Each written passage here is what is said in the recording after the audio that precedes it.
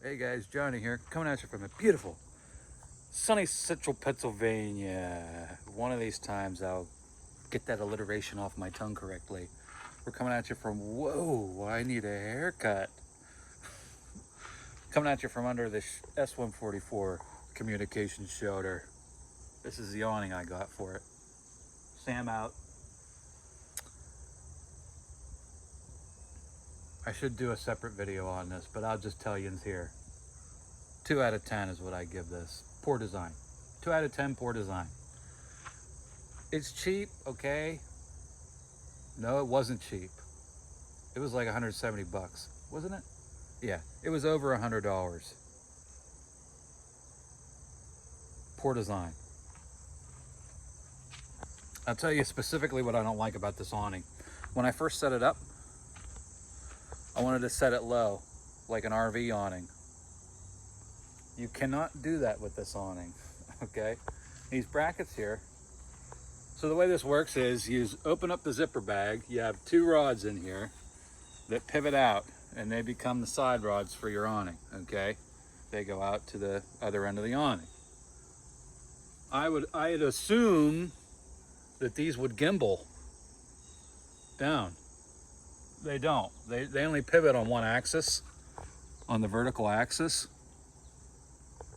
So you try to pivot this awning down low, like you might want when the sun's at an angle, and it twists this whole frame up. It's not designed to gimbal. So, not good. And these legs out here are the same way. If you try to drop this awning down, the legs are pointing inwards. It's just, they only pivot in this one direction. Like, why would you need the leg to go out here like this? You know what I mean? No, we need the legs to go the other way. Like, I understand they got to fold up, okay? But in my opinion, they should also go the other axis so you can drop this awning down. Because when this shelter is sitting on the Ben-Hur, it's going to be about 7 feet in the air, and that means this awning is going to have to come straight out 10 feet, and these legs aren't long enough to begin with. It's just, long story short, I don't know if I'm going to, here's my plan. Here's my plan. I'm going to drill these rivets out and make custom brackets here, custom aluminum brackets that will pivot on this axis as well as the original vertical axis. It'll let this whole canopy drop down without twisting and bending and destroying this framework. You can see, is it still bent? No, I straightened it back out by putting this awning out horizontal.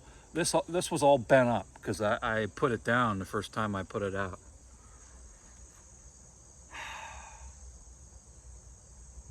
I would not buy this again, is the final verdict. I would not buy that over again.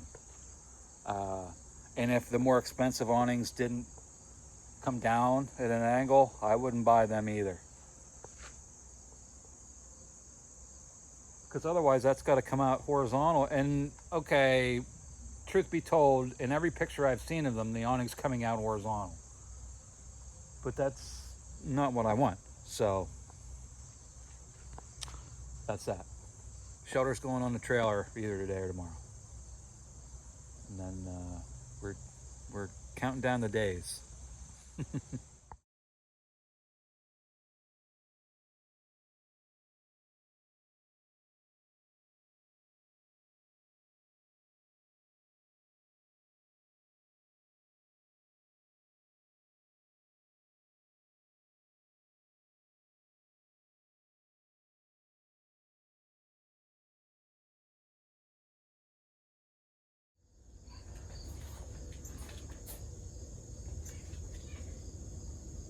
There is a bird on that roof. A little peeper.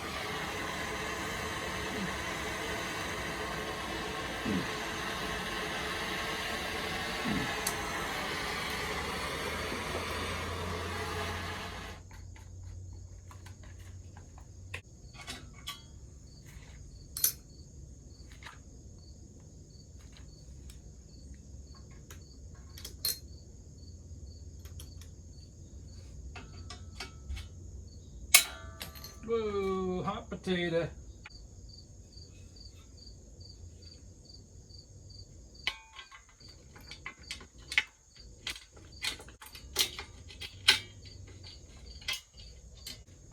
I had another piece of 8" around here somewhere. It wasn't 8 million degrees. Oh, it's this one. So you may be wondering what I'm doing. Don't worry, it's natural. Don't wonder what I'm doing. We're finishing up the bed, the full-size bed in the S144 shelter. These are the plugs that go in between the two cots. We'll take a look at it later. But I'm just bending these ears over. That one's probably really hot still. And then these go down and they hook into the other bed frames. So just using the torch because it makes it easier.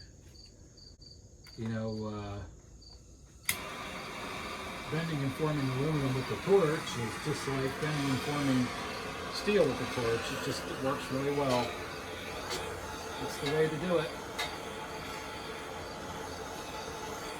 The only problem is if aluminum doesn't get red when it gets hot, it just gets really glossy and falls apart. And is an extremely good conductor of heat and electricity. So it changes, you know, changes how you have to treat it.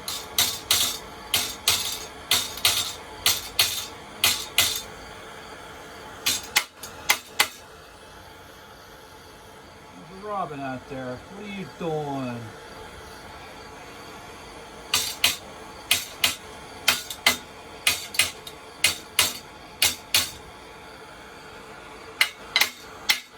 Sometimes you do get a little bit of like a nickel color or stainless color out of aluminum when it gets hot.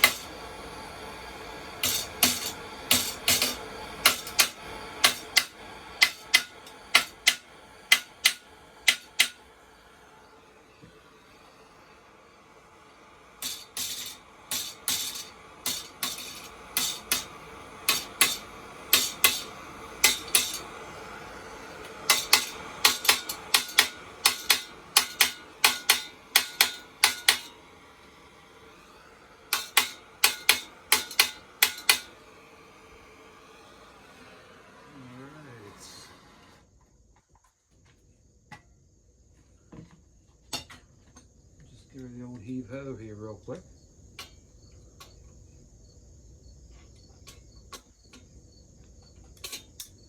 Okay. One more.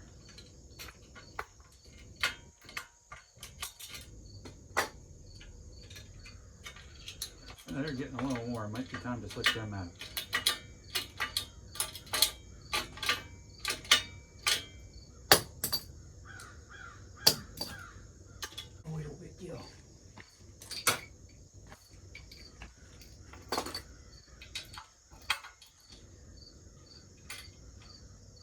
So I'm putting a blank in here to simulate the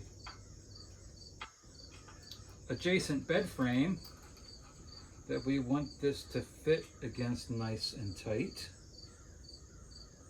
That's why I am clamping this blank in here and bending around that.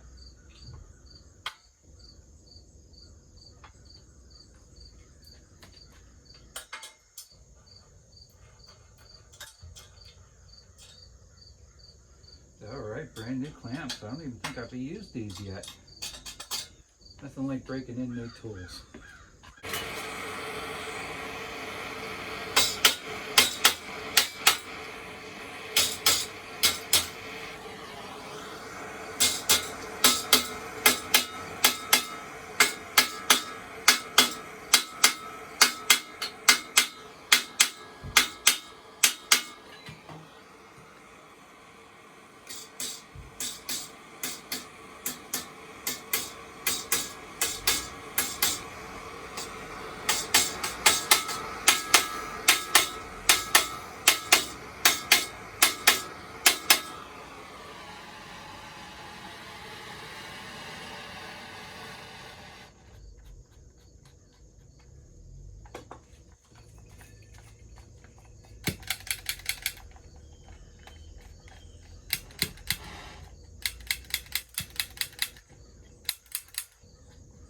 blonde in a convertible, but you don't see that every day.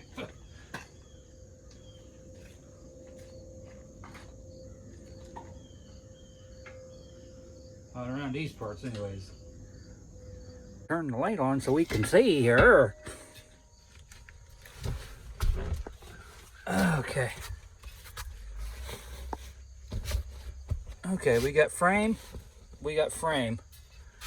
This should go right in there like that. If I'm lucky. All right, take a little finagling here. But there we are. I'm gonna have to shorten these. I can see it's bottoming out against the wood. I didn't plan for that. Okay, so that's that, but push her up against there. And all right, let's back up and look at this now. I have to tighten this side up a little bit. Let's go out and look. Ugh. Now, when this whole thing is covered, this is going to get covered like this one. And these are going to get foamed and covered. You will have one full-size bed here. These plugs can come out. You have two cots. This cot can fold up, and you have one cot with room here for stuff. So this is all my design for this shelter, and looks like it's coming together pretty nicely. All right. Good morning, campers. Johnny here. Coming at you from a beautiful morning in central Pennsylvania. Sun's out and the guns are out. What am I doing? Oh, just putting some finishing sizing on this memory foam mattress that I found on the side of the road during college clean out, summer clean out.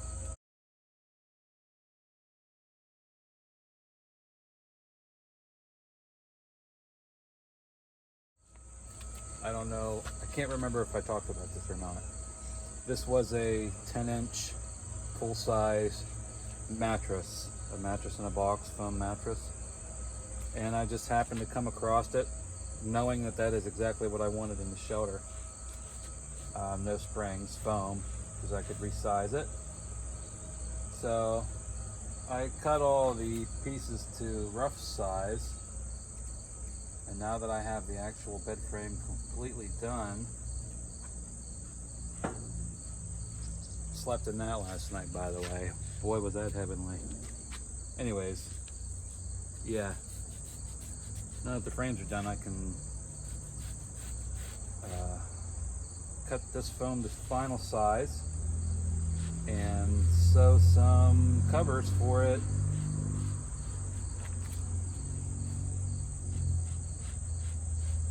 So that's what I'm doing here.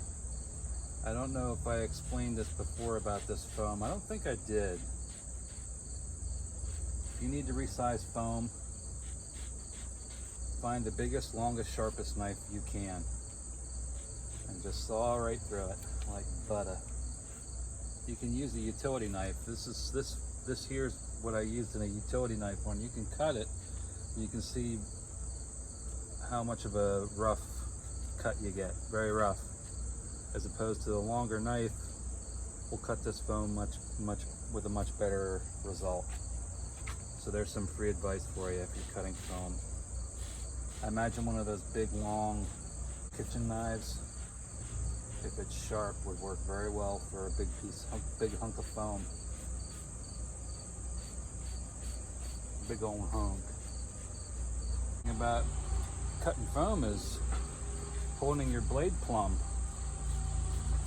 and cutting straight, because it'll cut whatever. I mean, if you have your knife like this, it's going to cut like this, and vice versa. So, but you can see how easy this cuts. All right, here we are. To make a long story short, I needed 11 and not 11 and a half. So now I can sew a cover for this. That's what we're up to today.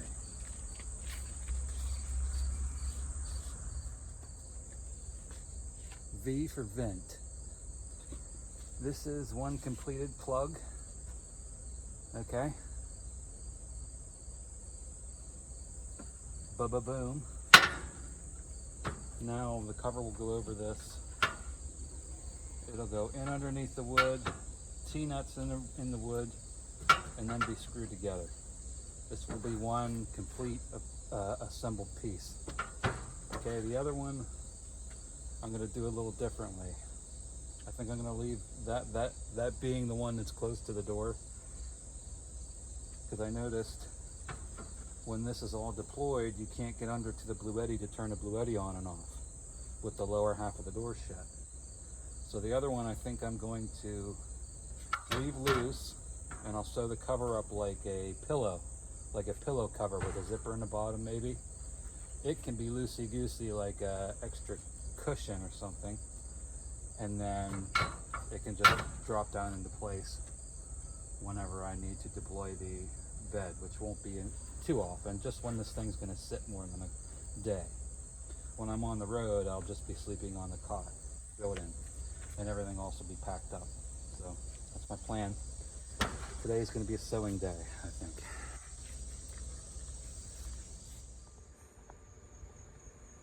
Well guys, that's about it for this week.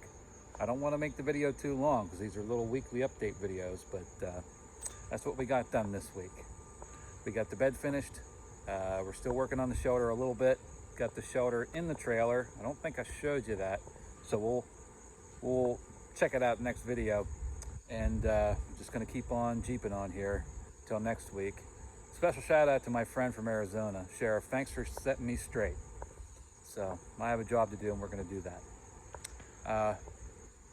Yeah, we'll see you guys next week, and pretty soon we'll be seeing you from the Jefferson Highway. So keep it real, folks. We'll see you.